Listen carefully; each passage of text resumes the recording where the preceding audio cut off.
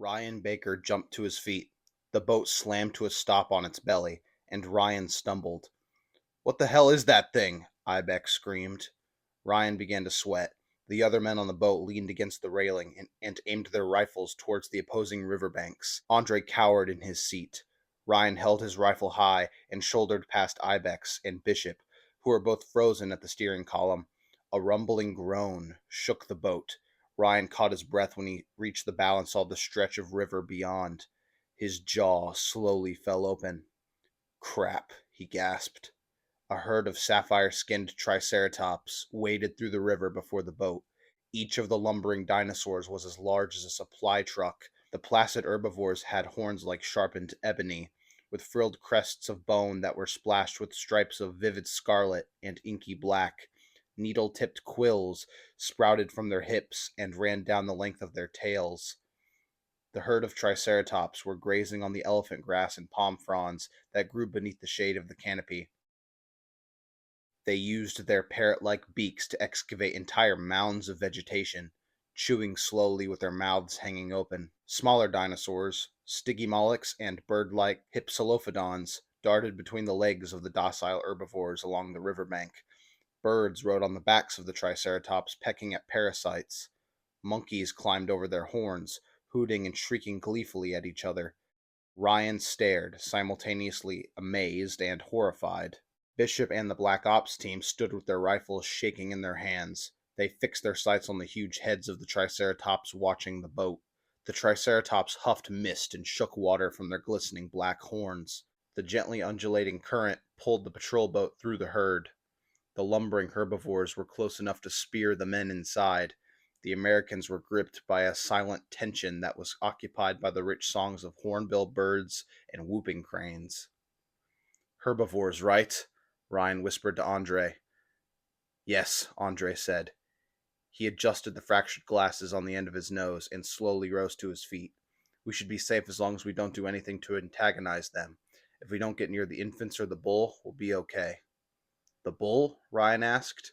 Andre pointed to the shade of a banyan tree where a tremendous alpha male triceratops was watching the boat's passage. It was the largest triceratops in the herd, and it wore several decades worth of scars across its brilliant red crest. The bull's horns were snapped and sharpened like an elephant's tusks. Ryan could hear the air rushing through the leviathan's chest from nearly 100 meters away. The bull followed the boat with dull, muddy eyes. Ryan swallowed dryly. "A single triceratops weighs as much as 5 elephants, so I wouldn't give them a reason to charge," Andre muttered. Ryan nodded diligently, still staring at the bull triceratops. "You heard him, everybody. Don't shoot," Ryan said. "Ibex, keep the boat dead center. Don't get in between the baby trikes and their mothers. Just stay calm and get us through here nice and slow." Ibex gawked. He looked at Bishop. "Don't look at me," Bishop said. "I didn't know about any of this crap." "What on earth is going on?" Ozzy asked. "Where did these things come from?" "Andre can explain where the dinosaurs came from when we aren't surrounded by them," Ryan said. "Just stay calm and don't make a scene. You hear that, everybody? Keep your fingers off your triggers." There was a tense silence. The Triceratops herd groaned in placid baritones. Everybody's rifles were angled over the railing at the peaceful animals. The boat was surrounded by walls of glistening sapphire scales and scutes. A Triceratops waited beside the boat and encompassed their entire flank. The quills on its back dripped water droplets with each thumping footstep. The boat bounced in sync. Eli drank from his flask. Logan chewed on his tongue. The voices swelled in his skull. Xavier's eyes were peeled and painfully bloodshot. Ryan watched his terrified squad mates from the corner of his eye. Andre gazed at the herd in wonder, and his shivering ceased. The river curved, and the banks tightened around the boat. The Triceratops bumped shoulders with the boat's hull. Xavier shuddered with each scrape of scales against metal. The canopy stretched over their heads, and tiny four-winged dinosaurs, microraptors, hopped across the low-hanging branches. A stygimoloch howled and clacked heads with a rival male on the shore. The sound was a gunshot in Xavier's ears. Panic boiled in his gut.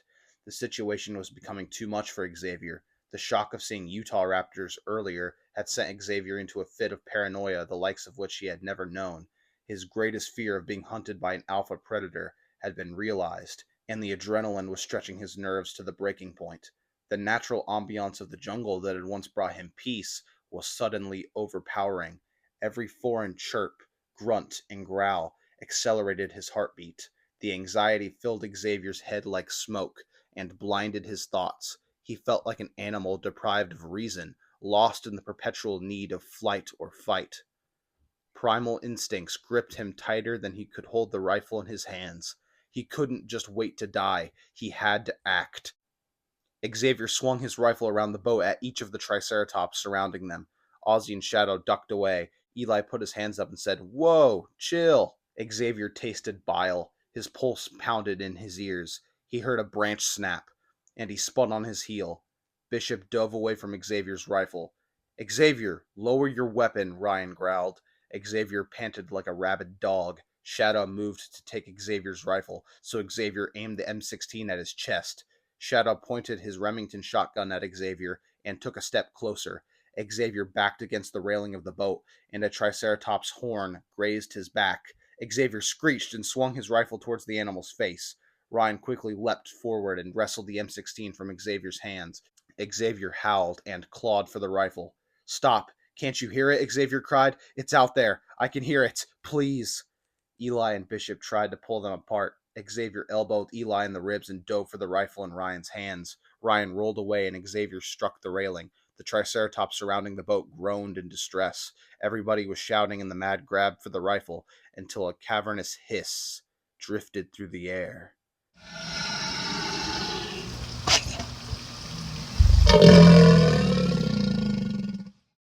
The animals around the boat went silent. The men in the boat stopped fighting, frozen in place. The sound of dozens of thumping footfalls approached from the jungle beyond the riverbank. The smaller animals in the underbrush went squawking and squealing for cover. The dinosaurs around the boat started to panic and bellow in alarm. The river rolled in the rising chaos. Xavier stared at Ryan with pleading eyes. "I told you," he whispered breathlessly. "I hear it." Within just seconds, the patrol boat was lost in a storm of crashing waves and stampeding animals. The bellowing of the Triceratops herd deafened Ryan's screams as he clung to the railing. The boat was thrown from side to side by the bucking herbivores. A pair of horns scraped across the boat's hull, and a Triceratops kicked the boat's stern, shoving it forward. Waves sprayed up the side of the boat and crashed onto the men on board. Unseen predators barked and hissed from the shoreline. Ryan pressed himself against the floor of the boat as a pair of horns swung over the railing. He looked up to see a Triceratops stretching its beaked jaws wide over his head, howling like a foghorn. The dinosaur's crest was a flare of crimson against the splendid blue sky. Water droplets shimmered in the air.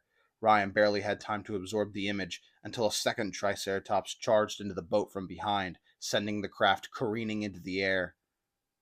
Ryan fell towards the boat's dipping nose. Eli and Ibex tumbled past Ryan to the open water. Another Triceratops slammed its tail against the underbelly of the boat and tossed the ship back into the air. The boat crashed onto its belly in the rolling waves. The Triceratops herd trampled downriver from the men. The boat evened out and the current slowly carried them away from the panicked herbivores. Ryan fought his nausea and pulled himself over the dented railing. He choked and spat beneath his mask. The majority of the herd was behind them, but a few lingering Triceratops were staggering ahead. Ryan did a quick head count and exhaled. Nobody had been thrown overboard somehow. Is everybody okay?" Ryan asked. "Ozzy's out cold," Bishop yelled back. He was at the bow of the ship, crouched over Ozzy's unconscious frame. The other members of the Black Ops team were climbing to their feet beside him. "Is he alive?" Ryan asked. "Somewhat." "Good enough," Ryan grunted. "Xavier, how is everyone?" Xavier scrambled to his feet and looked over the others. Andre was curled around the medical supplies. Eli was vomiting beside him. Logan seemed unnaturally placid. His eyes flicked across Ryan's face, and he nodded quickly. Ryan waited until his head stopped spinning and slowly stood on trembling legs. The Stygimoloch colony fled the riverbanks and vanished into the jungle.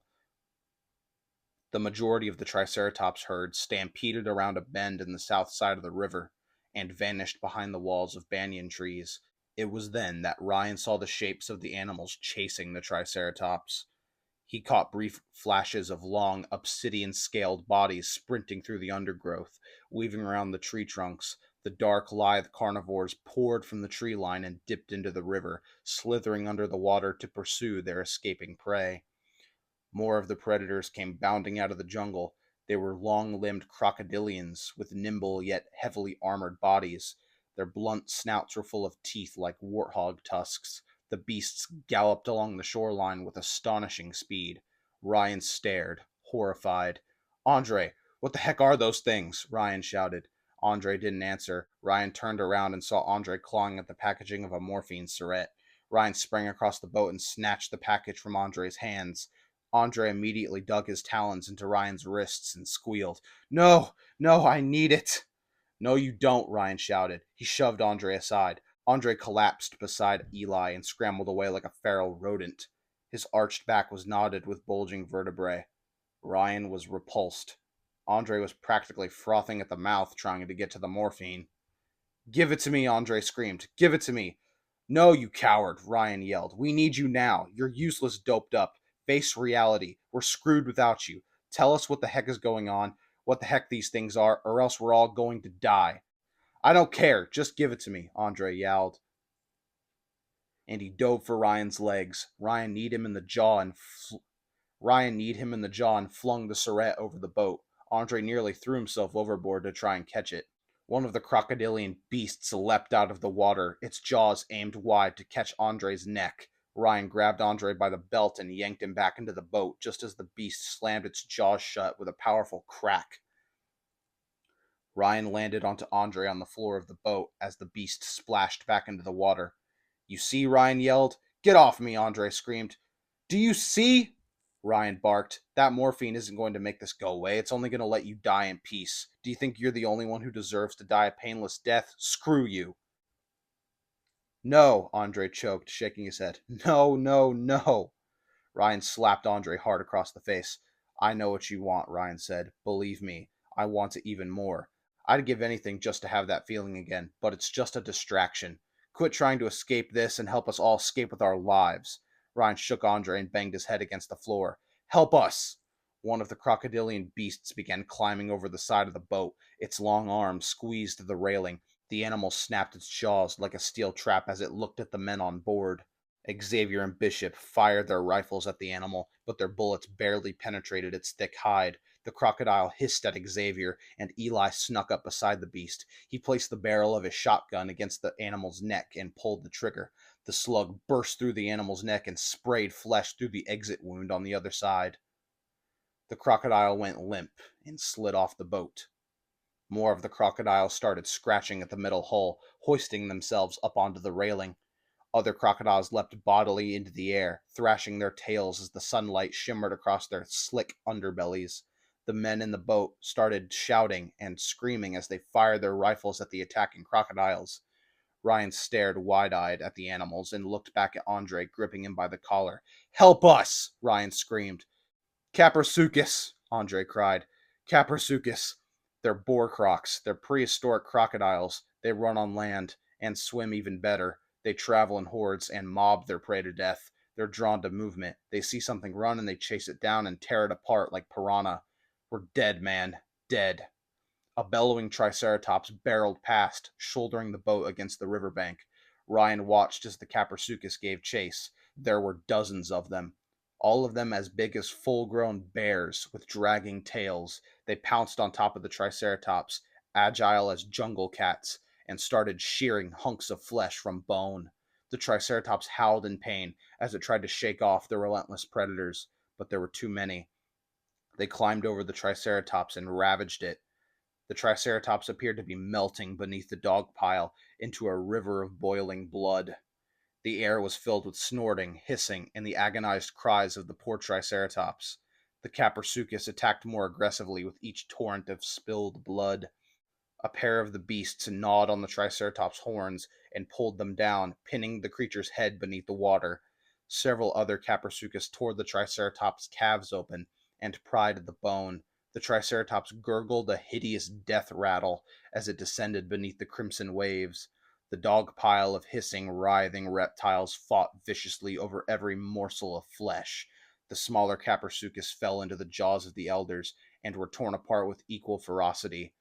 Ryan's eyes were bulging open as he watched the beast slink away from the carcass. All that was left was the badly broken crest of the Triceratops, poking out of the water like an ivory sail. The Caprasuchus began swimming back towards the boat. "Bishop, get us out of here!" Ryan screamed. "Move this boat!" Bishop slung his rifle over his shoulder and ran to the steering column. The engine growled and the boat shuddered. The propellers churned mud and spat water. Smoke drifted from the engine. Bishop glanced over his shoulder. "We're mired in the mud," Bishop yelled. "We can't move." The Caprasuchus horde began climbing over the railing. The men opened fire and spent bullet casings tinkled like bells across the floor. Red water washed over the boat. Ryan knew they had to get out of the mud, but it would take everybody's help to push the boat off the riverbank. There was no way they could defend themselves any longer. Caprasuchus were throwing themselves at the boat from every angle, spraying blood at the men, barking and snapping their jaws. Andre was curled in a ball at Ryan's feet. "He said they were drawn to movement." Ryan swallowed dryly when he realized what had to be done. "We need to get these things away from us," Ryan shouted. "We need a distraction. I'll lead them away. Bishop, you get everybody off the boat and try to push it off the shore. Go upstream and wait for me. I'll try and find a tree to climb and hide in. If these boar crocs haven't left by the time you come back, just go on without me. Find Miller. Bring him back alive." "I'll do it." Logan stood before Ryan with his rifle in hand. Ryan gawked at Logan. "You can't," Ryan said. "I won't let you." "I have to," Logan said. His eyes twitched. "Don't come back." Before Ryan could object, Logan swung his legs over the railing and he splashed into the water. Ryan's eyes shot open and he ran to the railing Logan had jumped from. He heard the ear-splitting crack of Logan's M40 and a Caprasuchus howled in pain. Ryan stared over the railing as Logan waded waist deep in the boiling blood. The Caprasuchus turned away from the boat and slithered through the water after him. Ryan fired his rifle at the Caprasuchus and shouted, "Xavier, Ibex, give Logan cover fire. Everybody else, off the boat. We need to get this thing moving." Logan fired his rifle to draw the Caprasuchus horde's attention. They slunk away from the boat and slid through the water towards him. Panting, Logan turned away from the animals and kicked desperately to the opposite riverbank. Luckily, this section of river was narrow, so he was able to close the distance quickly. Logan thrashed toward the shoreline, swinging his rifle over his head. When he looked over his shoulder, he saw the dozens of Caprasuchus gliding after him. His boots met the rise of the riverbank, and he crawled out, clawing through the slick mud as gunshots peppered the water behind him. The animals moved through the hail of bullets uninhibited. Logan dragged himself through the palm plants and ivy growing along the shore and sprinted into the deeper confines of the jungle. All the while, voices in his head were screaming after him. Ever since they had ventured into this valley, Logan's schizophrenia had only gotten worse. But Logan remained calm. He had only known one escape from the voices: combat. He found balance when the chaos of battle matched the storm within his skull. The voices blended with the roaring Caprasuchus, giving his demons physical bodies. The horde of predators stampeded after him as swift as lions. The Caprasuchus pounced over fallen tree trunks and tore through the undergrowth, snapping at Logan's heels. Logan panted and pumped his arms. His legs felt drained of blood. The Caprasuchus roared behind him, and the voices in his head grew louder and louder. "Shut up," Logan screamed. He spun around and fired a round from his M40 into the gaping jaws of a lunging Caprasuchus. The bullet slammed into the back of the animal's throat and it collapsed, rolling across the forest floor. Several other Caprasuchus trampled it, and a few more stopped to cannibalize the corpse. Logan kept running, looking over his shoulder, and when he looked forward, he saw a branch swing towards his face. He dove, rolled, found his footing, and kept running. Logan wasn't afraid. The Caprasuchus provided him a face for the monsters inside of his head. They were a target to strike, a way to fight back. Logan wasn't afraid of death. Death meant escape. He knew it would. If there was a chance he would meet his fallen friend Gerald again, he would never be afraid. The voices could follow him to eternity, but Gerald would be there to keep the demons at bay. The Caprasuchus were crashing through the forest around Logan, howling and barking. He glanced over his shoulder and saw a Caprasuchus panting at his backside. His foot caught on a root, and he fell to his knees at the base of a leviathan fig tree. The fig tree's ancient figure was swollen with lecherous vines and parasitic ivy. Logan stared up at the lush canopy and saw bright pink fruit. He almost wished he could have tasted one. He hadn't eaten in days. Several capersuchus burst from the surrounding foliage. Logan opened fire, but there were too many of them. The beasts crushed him against the rough bark, and their tusks broke through the bones of his legs. Pain exploded through Logan's body, and he screamed upon revelation. The animals stripped the flesh from Logan's ribs with their claws, and they wrenched away his limbs in their jaws. The voices distorted to demonic screams that slurred with his own. A capersuchus took Logan's throat in its jaws and raised him towards the light pouring through the fig tree's canopy. It appeared otherworldly bright, too intense to stare at, yet impossible to look away from. Logan wasn't afraid. He was an angel of death, killing those that others were too weak to stop. Logan wore those deaths like a badge of honor. The sense of his tasks seeped from his bones and fueled the voices in his skull, but they were wrong. His fallen friend Gerald had always told him they were. Logan believed him. Logan felt tusks sink through his throat and emerge like thorns through the opposite side of his neck. The sunlight flared through the treetops like a nuclear detonation. His agony overtook the voices and gave way to the peaceful silence of the ambient jungle. The capersuchus gnawing on Logan's neck hissed lowly. The brush of its breath was gentle and soothing across his skin. He could feel his body slipping away. The silence was broken by a familiar voice in the waning light. "You're a hero, Logan. Never forget that." The light enveloped him. His body was gone. The capersuchus was gone. He felt himself lost within the bliss. "Gerald, you're a hero, Logan. Never forget that." "Push!" Ryan yelled. The men gave one last shove, and the boat slid from the bank and bobbed into the open water. The group of men immediately scrambled onto the boat and aimed their rifles at the tree line. Bishop ran to the steering column and revved the engine. The boat surged forward. He gave a shout of joy, but it was half-hearted and flat. Ryan leaned over the railing and tugged on his mask. His fingers trembled. The roars of the capersuchus in the jungle had given way to low growls and the crunching of bone. His eyes flicked across the tree line. "Come on, Logan," Ryan whispered. "Come on." Eli and Xavier flanked Ryan. They stared solemnly at the forest. The air was still. "Ryan, we're good to go. Let's move," Bishop shouted. "Just wait," Ryan snapped. "He'll be here." The forest waved in the breeze. Several capersuchus emerged from the undergrowth, snarling with their tusks bared. They sank into the water and swam towards the boat. Ibex and Shadow opened fire to keep them at bay. The capersuchus circled the craft. Ryan dug his fingernails beneath his mask until he drew blood. "Please, Logan, please," Ryan hissed. "I'm sorry." Eli drank from his flask. He swayed in the wind. Xavier let go of a shuddering breath and ran his hands through his hair. He shook his head and turned away, pacing across the boat. Ryan squeezed his jawbone until it throbbed. His eyes were twitching and bloodshot. "Please, Logan," Ryan whispered.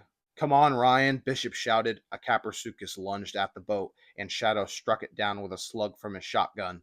The capersuchus snarled and swam away to a safe distance. Ryan stared at the tree line until one final capersuchus came out to watch him. The beast trotted through the tree line, staring at Ryan with a reptilian Cheshire grin. Ryan met the black marbles of the beast's eyes, and when he saw its jaws, his body went numb. The voices of the men on the boat faded away. He felt himself become hollow. A storm swirled through his stomach. "Go on, Bishop," Ryan said. He turned away, putting a hand over his face. "Just go." The capersuchus watched as the boat rumbled away, ensnared in the animal's tusks. Dripping thick scarlet droplets of blood was Logan's Confederate bandana. Yikes.